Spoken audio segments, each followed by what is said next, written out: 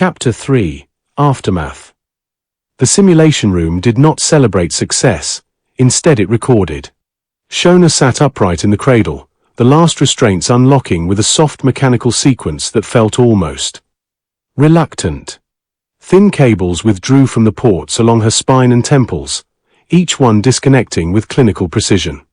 There were no alarms, certainly no urgency. Yet the atmosphere still felt wrong.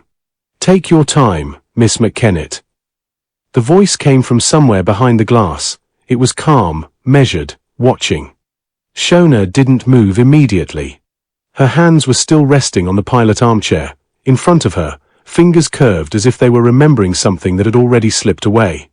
For a moment, she wasn't entirely sure where her body ended and the machine had begun. That sensation lingered. It was not unpleasant. It did not feel unpleasant, just incomplete. "Take your time, Miss McKennitt." "I'm fine," Shona said finally. She felt that somehow her voice sounded smaller than she expected. She stepped down from the cradle and realized that the floor felt heavier than it should. Gravity, she realized, or maybe expectation. Across the room, technicians moved again, quietly, efficiently, but with a subtle difference in rhythm.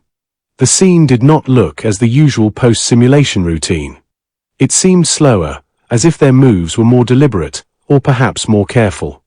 Behind the observation glass, no one had left. That was definitely unusual. A door opened with a muted hiss. "Miss McKennitt." Shona turned to face the man entering, who wore Verdiniel insignia, but not the kind associated with engineering or research. His uniform was sharper, darker, and structured to signal authority rather than function. She recognized him. Director Halden, operational oversight. He did not come to simulations. "That was an impressive run," he said. The tone carried assessment rather than praise. Shona nodded once.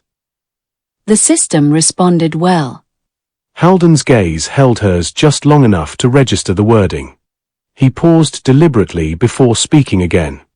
Then shifted. "Walk with me, please." The corridor outside the simulation chamber was silent in a way that felt curated, which matched the style. Clean lines, soft lighting, and no unnecessary movement. Everything here existed for a reason.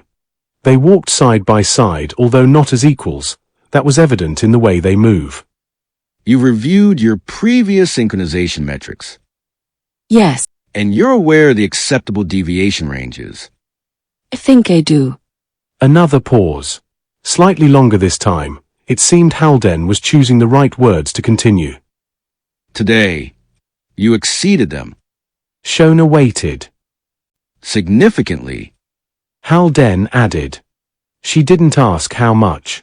If they wanted her to know, they would tell her. If they didn't, asking would only confirm that she was thinking in the wrong direction. "The system adapted faster than projected." She said instead. It was true, and it was also incomplete. Shona considered it a half-truth, not a lie strictly speaking. Halden glanced at her. "You're attributing that to the system?" There it was. Shona considered the answer carefully. "No. Not entirely." They reached a junction.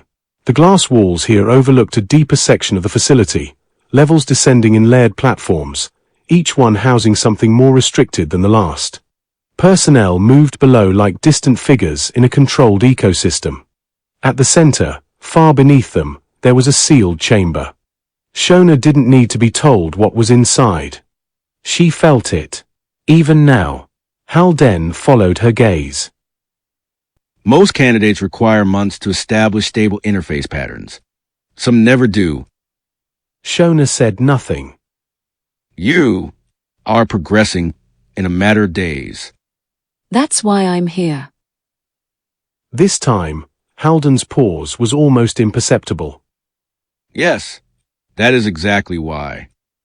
They moved on. "Tell me something. During the engagement phase, did you experience any latency? "No. Any resistance from the system? No. Any hesitation?" Shona slowed. Just slightly. Yes. Explain. Shona turned back toward the glass, though there was nothing in particular to look at now. It wasn't hesitation in the way you mean. The system didn't lag. It didn't fail to execute. Then what? She searched for the right word, and she didn't find one. It paused. She said finally. Halden's expression didn't change. But something behind it did. For how long? Less than a second. 'Cause? Shona hesitated. Not because she didn't know, but because she wasn't sure how it would sound. It was adjusting. To what? This time, she didn't answer immediately. To me. Silence settled between them. Despite the movement around them, Halden remained still, evaluating her answer. Then he resumed walking. Subjective interpretation. Maybe. Shona said with a tone that could suggest she didn't agree. They reached another secured door. This one didn't open automatically. Halden placed his hand against the panel.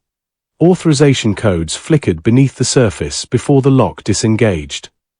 Your performance today has accelerated the program timeline, He said as the door slid aside. Shona stepped through. What does that mean?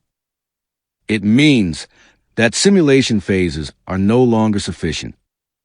The room beyond was smaller, darker, more contained. And at its center, a glass window. It was not the simulation construct, not just merely data, it was the machine itself. Morrigan Omega rested in its containment chamber, folded into its dormant configuration. Even inactive, it dominated the space around it.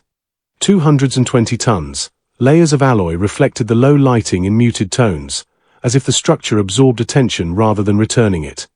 Shona felt it immediately. That same alignment. That same quiet recognition. It was not her imagination, not even memory. It was something more intimate, a connection.